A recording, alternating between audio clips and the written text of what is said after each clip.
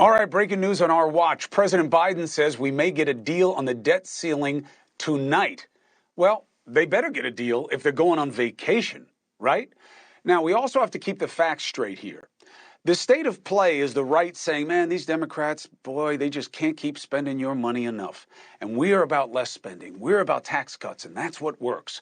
That was the case made here last night by Congressman John Rose. You remember he said this? Those tax cuts that were made in 2017 before I came to Congress in early 2019, they led to the highest level of revenue for the federal government in 2022 that we've ever seen, a 43% increase in just 2 years. Look at my grumpy cat face. Ugly face, but I'm right.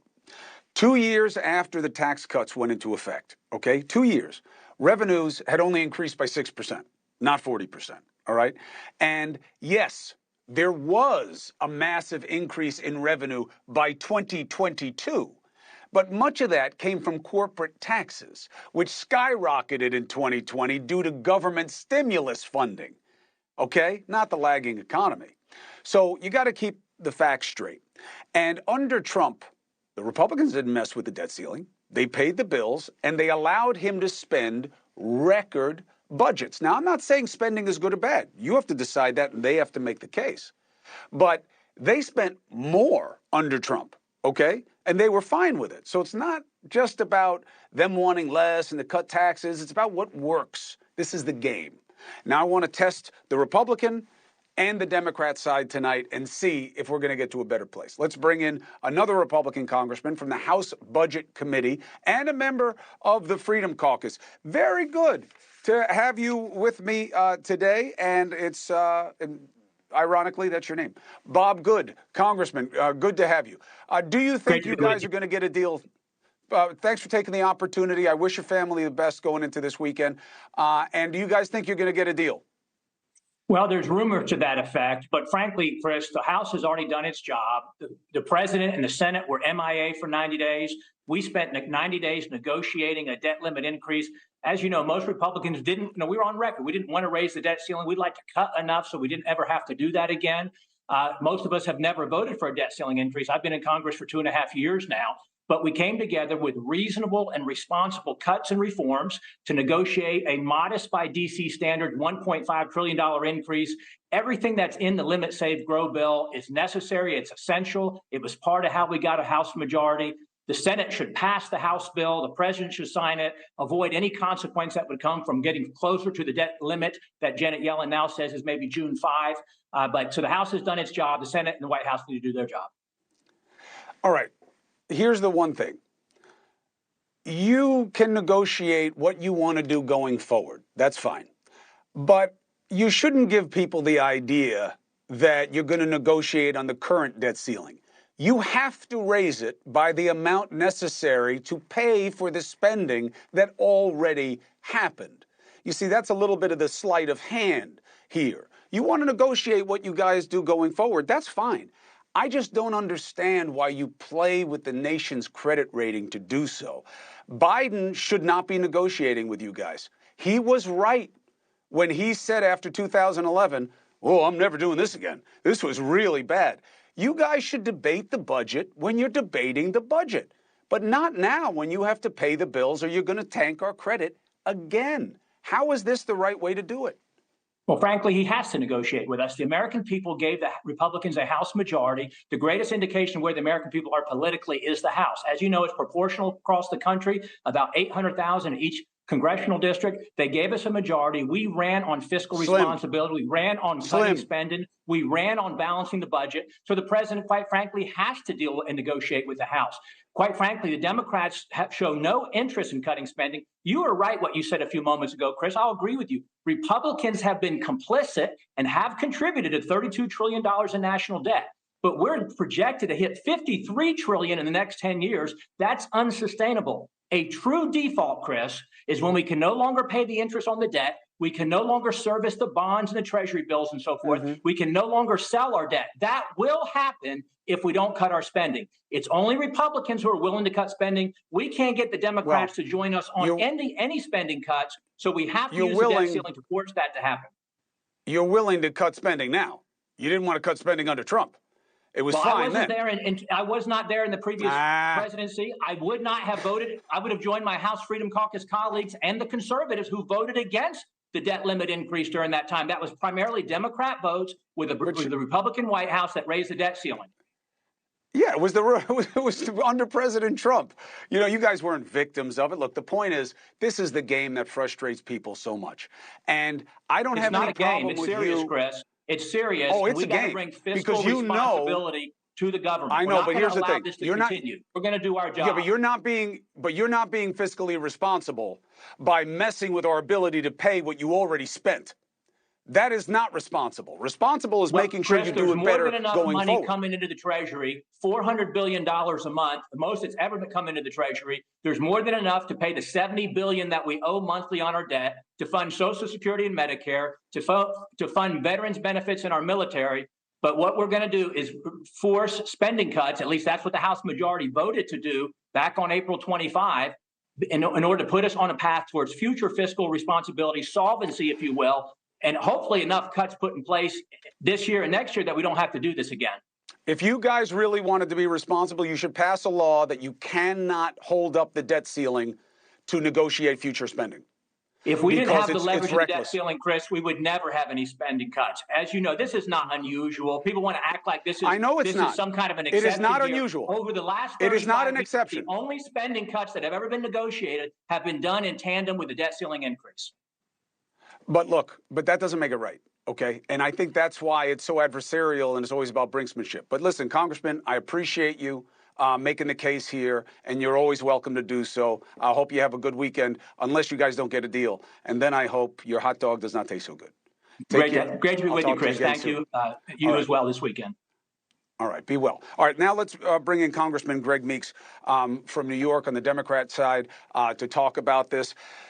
Now, Congressman, do you agree with me that there should be a rule put in place that this can never happen during the debt ceiling in terms of paying for the last cycle of bills? Democrats have done this before, too, but not nearly as often as Republicans. But do you guys think that Congress should make a rule? No more.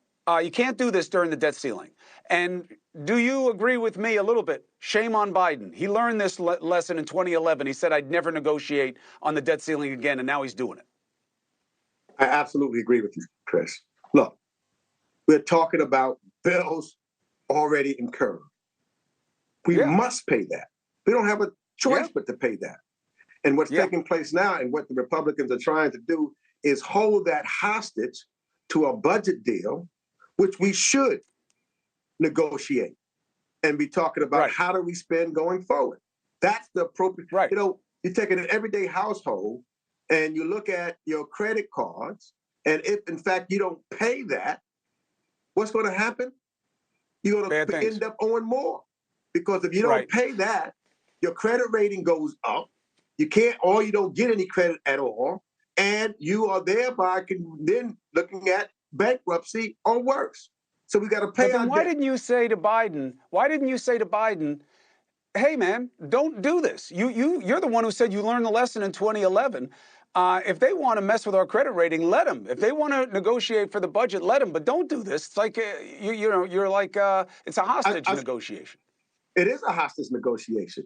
And so, Chris, the choice that we have, you know, because I'm ready to negotiate on the budget, but the choice that we have right now, and I need some movement from the Republicans, as far as movement, you know, we're willing, because I put country before politics.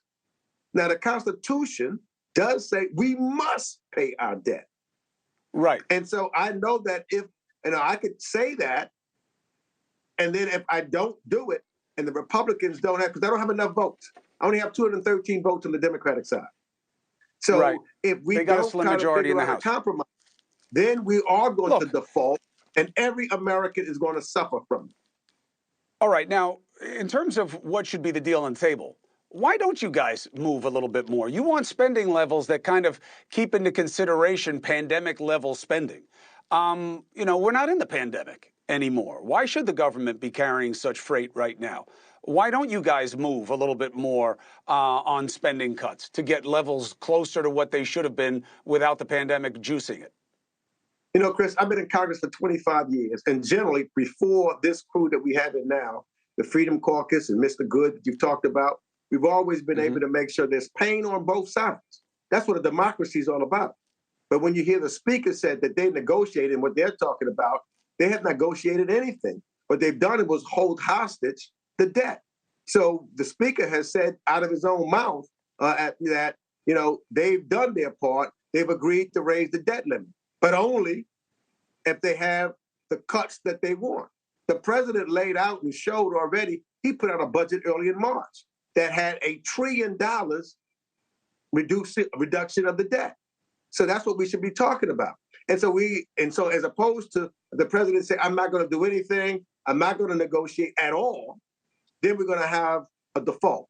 So that's why I think you're correct in that going forward, we should have a law that says you cannot negotiate against the debt ceiling. And that'll be forever gone. We will always pay our bills, as the Constitution says, and we will negotiate on the budget. I got to move on, but one other thing. I hear a lot of part of the left part of your flank saying this is a heartless thing. Why shouldn't people who are capable of working, why shouldn't that be a potential condition as part of what the service structure is for people in entitlement programs? If you can work, why shouldn't you be required to work? But one of the things that I say that you say is if you can work, and I think that there are work requirements already. If you look at the law with reference to Medicaid and Medicare, but what they're trying to do, it will hurt many of our veterans who are in, you know, various conditions so that they cannot fully work. It will hurt children who can't work, you know, when you look at what's taking place there. So I don't think that anybody is saying that you want somebody who has the ability to work not to work. In fact, you see most people that I know, they want to work. So we're not saying that at all. But if you look at how they're putting it, we're going to have veterans that can't work. You're going to have people that have mental disabilities that can't work. There's various other reasons why someone can't work and are receiving some additional aid that is valid. And what the Republicans are trying to do is eliminate them. So that is not the way to go. That is harmful if we want to stand up for the right of those individuals. In the same manner as it appears to me, the Republicans want to stand up for the right of the super rich. Hey, thank you for watching. Please go to newsnationnow.com, newsnationnow.com, and you can find NewsNation on your television provider. And don't forget to click the red subscribe button down below. Then you will get more of NewsNation's fact-driven coverage.